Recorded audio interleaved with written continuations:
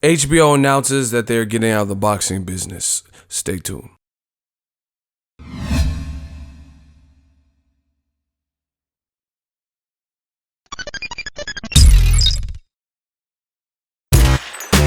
Boxingego here. If you like this video, make sure you hit the like button and also subscribe to the channel and hit the bell icon on the top of your screen to get notified when the latest new content drops.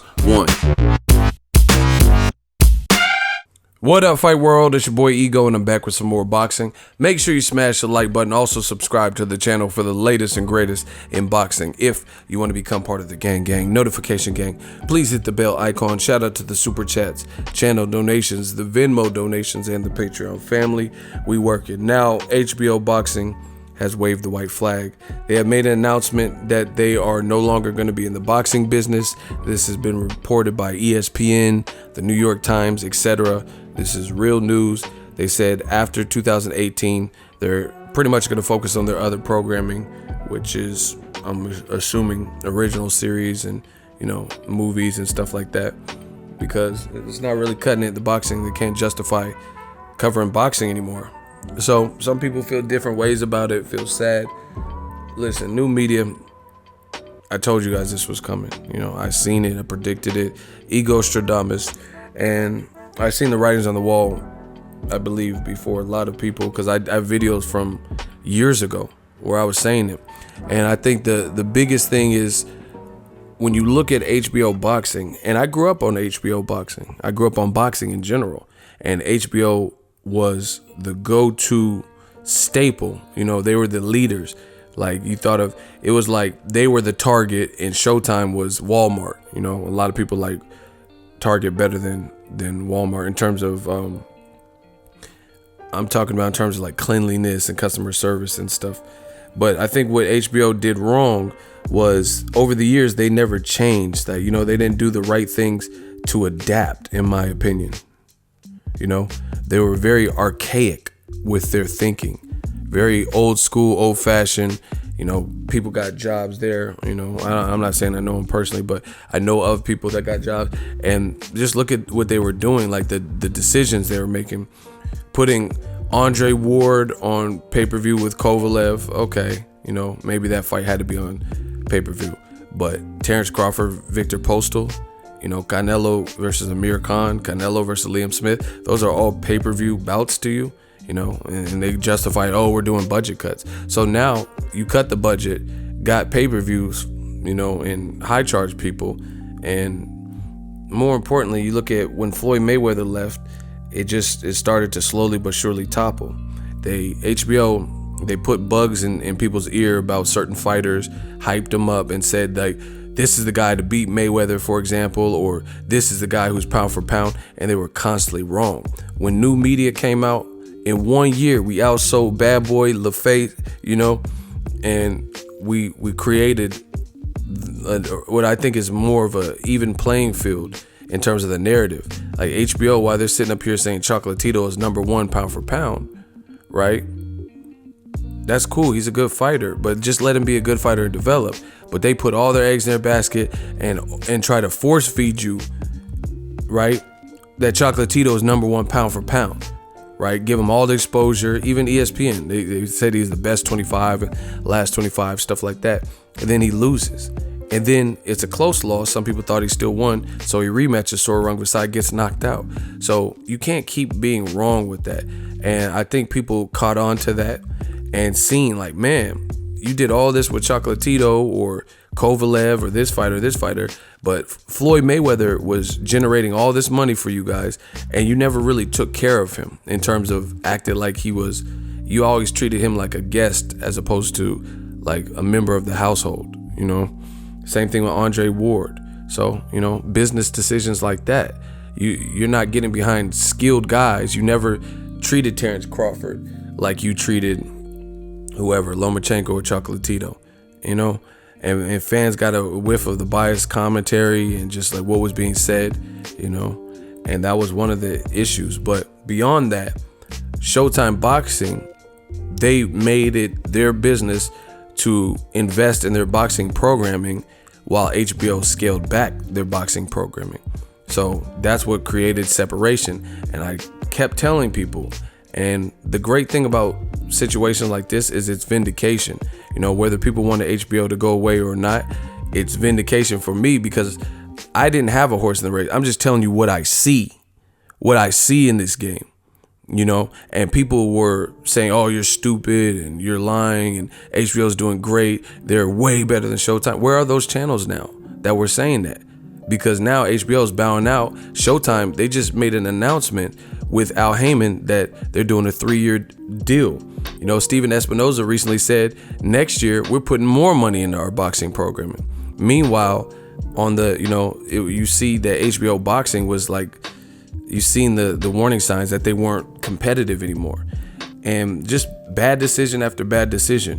Like Bob Arum really, after all the money he's made with HBO and for HBO and together with HBO, he was trying to put the Pacquiao versus Jesse Vargas fight on HBO pay-per-view. You know, it's Pacquiao. But because Pacquiao, I believe, yeah, he had already lost to Floyd Mayweather, you know, and he wasn't the same draw, HBO was like, no, you know, we're going to focus on Ward Kovalev fight, right?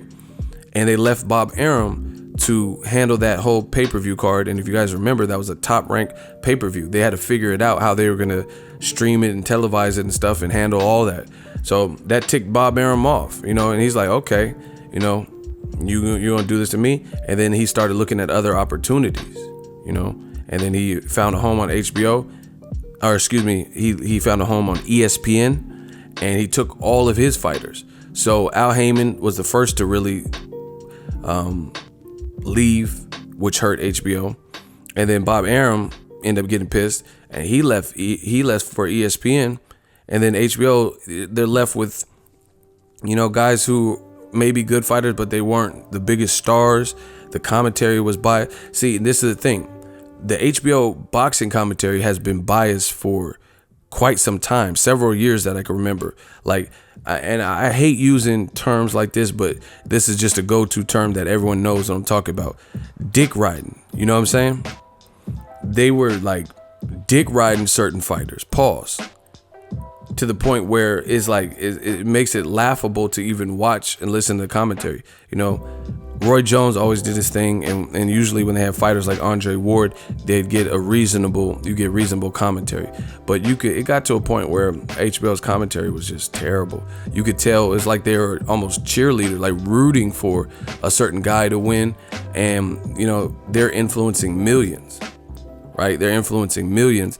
And it's people on their network. Like, it blew my mind. How do you have guys like, let's say Andre Ward, who is a guest commentator, and nothing you're saying about him fighting Kovalev is really favorable? You know, like, even not saying this is the thing. This is the catch. I'm not saying you have to give credit to somebody who doesn't deserve credit. I'm talking about when you should give them credit and you don't give them credit. And I'm like, man, Andre Ward, he's on the panel with y'all sometimes, and it seems like you want him to lose to Kovalev. It was a close fight. You know, Jim Lampley, good luck to the fight game and all this stuff. Let's see if they keep that show, right? It's just horrible stuff. Canelo beats Triple G. Again, another minority. Jim Lampley acts like it's a personal vendetta. It was a good fight. Some people said it was close. And he's talking about Canelo won, but he didn't really win, you know? And I told you guys, I think Canelo should leave HBO. Now he doesn't have a choice because HBO is not even covering boxing. So it's funny how that worked out. But I just did the video, you know, a couple days ago. Canelo said he's down to sit down with HBO, but now it's too late because HBO waved the white flag. You know, I told you Canelo should have left, because if you watch the fight game, it was like Jim Lampley's last ode. He probably knew the writing was on the wall that they were going to shut down shop. And he was like, yeah, Triple G Nation continues to grow, and sometimes when you lose, you really won. Just a bunch of BS, you know, giving credit, but not being even remotely objective. And I told you the Canelo Golovkin 2 promo was lacking. HBO, what did they really do to build us up? It was just like they were trying. It's like you knew you were getting out of the game, or you had a good indication. So as a result, you didn't want to spend no type of money. And I told you, Showtime, they've been working, trying to get more promo and like interview one-on-one with Wilder, talking about the Luis Ortiz drug test failure and how he felt. They're trying. HBO stopped. It looks like they really stopped trying, especially in terms of putting out money. They gave us a Canelo Golovkin 2, no HBO face-off with Max Kellerman, right? How much does that really cost to get two fighters in the same room and Max Kellerman? You know, how much is that? It doesn't look like it's an elaborate set with CGI and stuff. They didn't do that. They had one episode of 24/7. It's like they stopped wanting to invest any type of resources. So it's no wonder that Canelo Golovkin did poorer than the first fight. That's a fact. The live gate for Canelo Golovkin generated less money than the first fight. And according to the reports, which Golden Boy refuses to confirm, which leads me to believe that it's probably accurate. Because if you did better, if the pay-per-view did much better, why wouldn't you brag about that? Why would you hide the numbers? So the report is that it did less. It did only 1.1 million for the Canelo Golovkin 2 fight. Now the fight itself delivered, it was good, but the promotion was lacking. Canelo failed a drug test. HBO put out no money to like really build up other than one episode of 24/7. And remember, I was talking about how they had that Dragon Ball Z looking Instagram post. It's like, this is the best you got. You wait till the week of the fight, and then you put out this weird anime looking Canelo Triple G highlight reel where each punch like smoke and fire and explosions or exploding off of jabs. Like, this is garbage. Like this, I know I can edit better than that, and I know other people who are far better editors. So it's like, how is a big company like HBO putting out a promo that looks like this? Do you get what I'm saying? So it's just, I seen this coming. You know, they didn't take care of their skilled fighters, American fighters oftentimes, black fighters oftentimes. The commentary got biased, and that's the thing. The commentary's been biased, but people put up with it because HBO still had good fights. But then when Bob Arum left after Al Heyman had already left, and then some of the good fights that well dried up, then it made it even more painstakingly obvious, because instead of having a good HBO fight a month or once a month or whatever, it was like once every 3 months, and then you have to deal with that commentary, you know. And Showtime kept investing and investing. They seen that HBO was getting weaker and weaker in their boxing department, and they ramped up their content, which was really smart. Shout out to Steven Espinoza and Al Heyman. And they went for the jugular and they took them out. You know, new media, we took them out. You know, and that's why it's so raw to see, because we battling networks. So between the biased commentary, the lack of production, the lack of investment into their boxing department, you weren't doing right by the boxing fans. So yeah, I have a lot of fond memories with HBO boxing, like classic fights, Mickey Ward and Arturo Gatti, and Floyd Mayweather fights, you know, that I seen, and Floyd versus Cotto on HBO pay-per-view, stuff like that. It's just like they got away from what even made them competitive. And that's the thing, you have to compete. HBO is the new Blockbuster Video.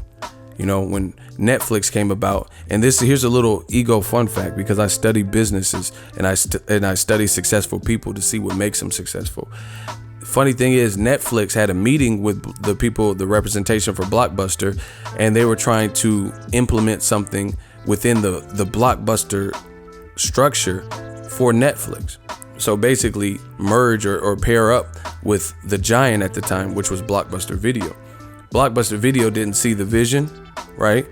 And they kept doing things their own way, an older way. Part of life and part of success and having a strong business is the ability to adapt. If you don't adapt, you become extinct, which is what I told you guys. And now you're seeing it with HBO. You will be a fossil. And Blockbuster Video, ultimately, they didn't choose to. They're like, oh, why would someone want mail order movies? That's stupid, you know? But people did want to not have to drive and go to Blockbuster Video, or to drive all the way to Blockbuster Video, and then the movie you want has been checked out, and the last copy just got checked out, you know, and they got to look through that little net and that little box to see if someone returned one, you know, tape is not rewound and stuff. So Netflix is still around, and they're worth a ton of money. They have Netflix originals, like original series, Narcos, and all these shows. They got a whole studio. Where's Blockbuster? Same exact concept with HBO. Same thing. they chose to go out on their shield and not evolve, not make those adjustments, not adapt, be one-dimensional, have one-dimensional commentary, not make the right decisions for fighters that are making them a lot of money, like Floyd Mayweather. If they would have kept him on the network, I mean, Floyd's talking about coming back versus Pacquiao. Why would HBO have folded then? If Floyd's talking about rematching Pacquiao, and then let's say he fought Conor McGregor and that was an HBO pay-per-view, do you really think they'd be getting out of the business? Because the HBO pay-per-view with Conor McGregor was just last year, and he's talking about coming back. But you didn't do right by Floyd Mayweather, so he started looking at other options, got cashed out by Showtime. The rest is history. And just there's so much I can go into, but Heather Hardy, she's fighting on the Daniel Jacobs card. That could be a triple header of championship fights, but HBO, again, being archaic and being almost like a relic in terms of how they conduct their sports department, they decided not to televise Heather Hardy's rematch fight. Heather Hardy's a warrior. She's fought in boxing. She's fought in Bellator, MMA, took a loss in MMA, but she showed heart. And you're not going to televise her fight because it's a women's bout, and I guess you feel, oh, who wants to see a woman's fight, right? Meanwhile, Showtime just announced Clarissa Shields versus Christina Hammer, and have been giving Clarissa Shields main events and have had televised fights with Amanda Serrano. I was just at Danny Garcia versus Sean Porter, and Amanda Serrano's been there. They've been showing Amanda Serrano love. She set history and became the elite level that have had championships in 6 divisions and jumped up radically in weight. Showtime has showed Eddie Hearn's fighter, Katie Taylor, right? They've put women on televised fights before, on either regular Showtime or Showtime Extreme or something, right? Not, like I said, Clarissa Shields is main eventing with Christina Hammer in a built-up fight. Do you guys realize that up until May, Gennady Golovkin versus Vanes Martirosyan, HBO Boxing had never, ever televised a female boxing match? So when Cecilia Brækhus fought, and I went to that card too, when Cecilia Brækhus fought, that was the first female fight that had ever been televised on HBO, and it was a good fight. It was arguably better than main event because it was more competitive. Triple G just blew out Vanes Martirosyan in 2 rounds. Right? And that was a dud for a main event. But that was the first time that they ever had women's boxing televised on their network. So that's what I'm saying. It's like they have old caveman way of thinking, like sexist, racist type of mentality that aren't willing to adjust and adapt with the time. So therefore you become a fossil, you become Blockbuster Video. And then on top of that, you got new media out now. There's digital platforms and podcasts and shit like me, who are going to keep it a stack and tell you. And I'm the people's champ. Like I always tell you, you see people super chatting, who's going to super chat if Harold Letterman did a live stream, with these way off scorecards that no one could believe in. Okay, Jim, I have it Chocolatito 11 rounds to 1. Like, what? Where you get that? Carlos Cuadras fight is competitive. How you have Chocolatito winning 11 rounds, And I think people got tired of it, and then Showtime stepped on the gas, new media came out. It's just, I seen this coming. So that's it. That's my eulogy. HBO Boxing is done for. They're making it like they're open in the future, but I mean, boxing is a niche sport, so I don't know. I can't speak on what they'll do, but if you're getting out, you're probably getting out. It's like getting out of the drug game and then saying, hey, I don't know, I might come back and sell some drugs. Who's going to really do that? So, I mean, I doubt they're going to come back for, oh, yeah, we're doing Canelo Triple G 3, you're just going to come for one fight, and you haven't covered no other boxing for that year. So, sounds like they're done. The streaming sites will now take over, we'll see what DAZN does, but definitely Showtime Boxing, I mean, crushed them. ESPN Plus, that's where it's going to be at now. This is the future. YouTube, not necessarily for televising fights, but for your boxing knowledge, So long to the fight game and HBO Boxing. It's just they didn't stay current enough, in my opinion, and that's 100. Make sure you smash the like button as always. Hate, comment, and subscribe. Till next video, it's Ego signing off. So if you enjoyed this video and want more content like this on the channel, you can show your appreciation by going to the PayPal donate button or the YouTube support button, and you can donate any amount that you feel is equivalent to the value of this video. Much more to come. Thank you guys for your support. Boxingego, the future of boxing.